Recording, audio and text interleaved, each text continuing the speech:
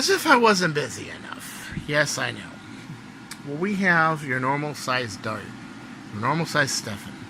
Actually, mine are a millimeter longer. They are 36 millimeters. Now, you have to ask yourself a question. For what speed was a Stefan length dart, half length, originally made for? It was made for 150, 200 feet per second, some 220s, some 230s. Well, what if you got something that's a little faster? Actually, a lot faster. Maybe something that's pushing 300, 320. Well, it's an interesting notion. I took one of these out today. These are the cutoff darts from that video that you saw where I was doing the pack on the other side, and I just offhand fired a dart at a tree, and it actually went pretty good. Some of them went good, some of them didn't. It depended on the position in the barrel, like you can see that in there.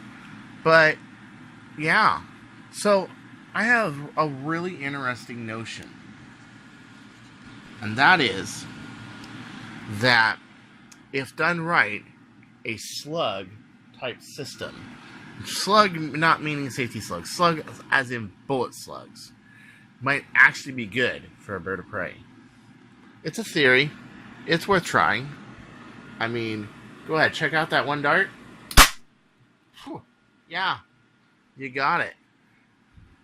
So if precisely built enough, they might do it. The other thing is I could also make them heavier. So here we have a couple of version 2 Explorers, and I backfilled the back with silicone and then trimmed it back precisely with the die. And we're going to try these out and see how they're doing. This ought to be a very interesting experiment. Right now, this is the day before, and I'm waiting for those to dry. I also have another one, which is a pack-D head. Where'd I put it? So this is pretty much what it looks like. Very small, about 3/8 of an inch of foam. We're also gonna play around with the foam length on it, yeah, because unlike a .45 caliber bullet, if you have like, let's say like your 185 grain Super 45s, they dance around, but the 230, because they have a longer base, they're more stable. That's about right there, maybe a 350 grain, 50 cal, what it would look like right there, about that big. Yeah, so I'm gonna be really interested to see how this goes.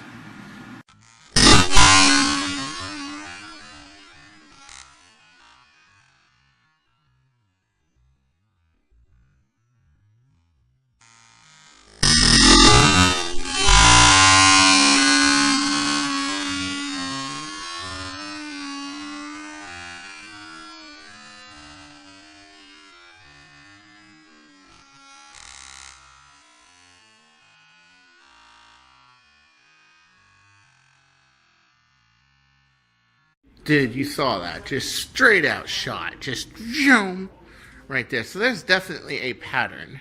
Some sort of way that you can throw what I'm calling quarter Stefans. You can throw them quarter Stefans or Taya darts or Scaramangas. I'm not sure the name, but it's definitely not going to be called like Carteas. Definitely no. It needs a better name than that. But you can see how it just stably throws it, and there's definitely a pattern there. Now, the other thing I'm thinking is, and this is a project that could take me a few months, is I'm thinking of rifling. Right? Why not put a Merlin on one of these?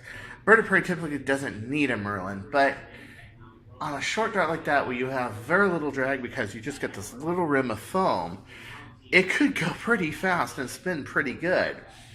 So I just finished a commission with a Merlin. I got to ship it out. I'm like out of money until I get paid again, but I got to make another one.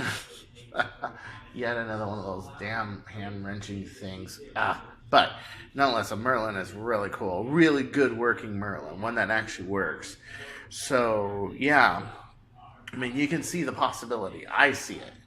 You got small darts with silicone heads that just fly across. So that's what we fired with an ACC version 5. It wasn't anything big or great or wonderful. It was just, one of the cutoff heads I did in the dart video.